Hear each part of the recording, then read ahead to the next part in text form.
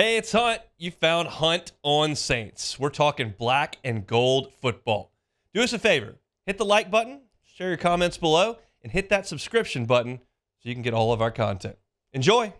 Dennis Allen all over the place at the GM meetings earlier this week, at LSU's Pro Day today, but we still got some sound from yesterday when he met with the assembled press at General Media meetings. And I wanted to talk a little bit about LSU, the Saints defensive line. And the biggest piece to that addition in the offseason was, of course, Chase Young. And Allen spoke to the signing of the defensive end.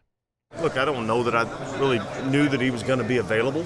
And then we quickly found out that, he was going to be available and he was going to be in a range that we felt like, we could get to. I think he's extremely talented. I think he's extremely motivated. We had a great visit with him. Had dinner with him the night before, then brought him over, obviously did all the medical.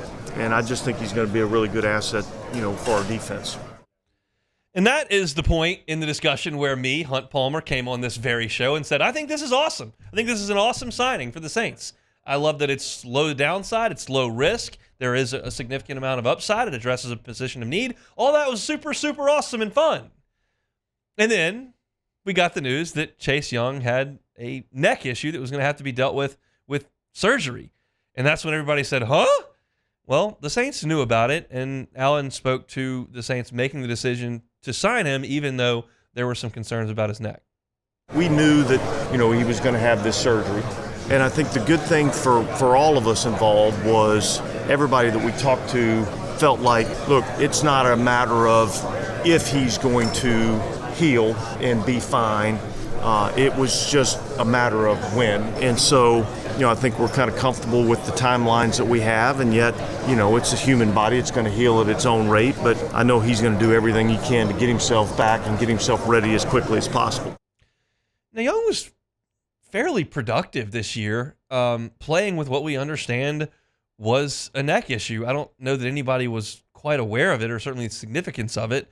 I didn't know that Chase Young was headed for surgery, and I guess most people in the NFL, or certainly on the outside that observed the NFL or covered the NFL, knew about it. But the question is, how big a deal was this as Chase Young was going through this 2023-2024 season? I think he would tell you that there were certain things that he didn't feel comfortable being able to do.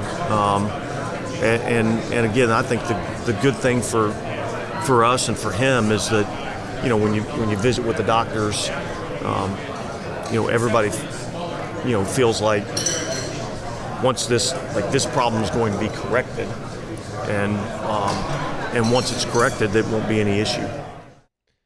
And that's the hope. You hope, if you're trying to look at this on the bright side, if you're trying to look at this through black and gold colored glasses, as they say, you would suggest, okay, this is a guy who was Defensive Rookie of the Year, who's been a productive player and has shown his talent level that he can play at this level, and maybe the production wasn't quite as good as you would hope at the end of his first deal, but maybe it was just because he was hampered by this neck injury, and maybe they'll fix it, and he'll come back, and he'll be, because he's still not an old player. He's in his mid-20s. Maybe he'll be the guy he was as a rookie. Maybe he's a 12-sack guy when he doesn't have to deal with chronic neck issues. That's the rosy side. Of course, you can throw the pessimistic side out there, too, that says, well, he's going to miss training camp. He's going to be late arriving into practice. He's not going to be in game shake. He's not going to get the preseason snap that he needs. And maybe he's not nearly, a full go until, halfway through the season, and all of a sudden the Saints are behind the 8 ball anyway, and they're not going to make the playoffs, and then he leaves and goes somewhere else, and you paid this money, and you didn't even get anything out of it. I mean, I can certainly go the other way.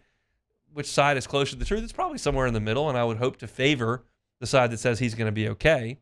But he's the biggest addition that they have made on the defensive front. You invested 2 free agent contracts into Colin Saunders last year and Nathan Shepard.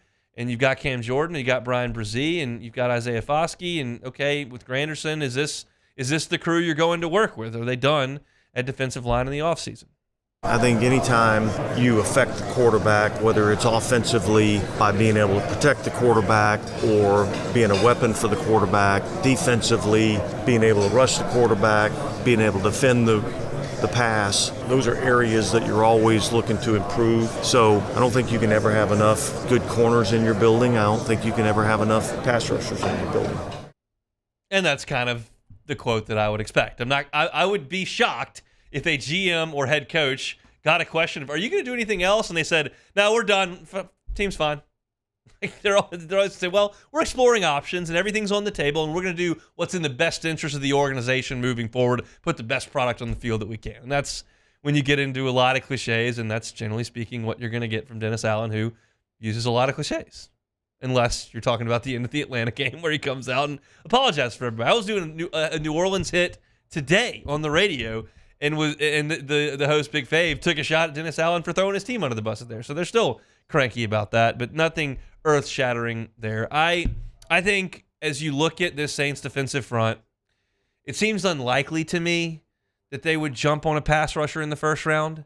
I think they feel like with Granderson and Jordan and Young in tow for this year, that it's likely that's kind of your core starting group. And I just don't know that the Saints are in a position in the first round to take a guy who doesn't immediately come to the field. Now, maybe they've got somebody ranked so high, and Dallas Turner's ranked so high on their board, he's their third-ranked prospect, and all of a sudden you get there in the middle teens, and boom, he's right there. Can I rule that out completely? No. Would I lightly scratch it out in pencil? I probably would. That's I think wide receiver, I should say pass catcher, and certainly offensive line are going to be the two things they address first. I think if and when they make a move on the defensive front, it would feel like it would be someone on the back end of the draft or on the cheap in free agency. Just kind of what it feels like for right now. So, hey, it's Hunt. Thanks for watching Hunt on Saints. Before you leave, help us out a little bit. Hit that like button, leave your comments in the section below, and hit that subscribe button so you get all our content right here from Hunt on Saints. We'll see you next time.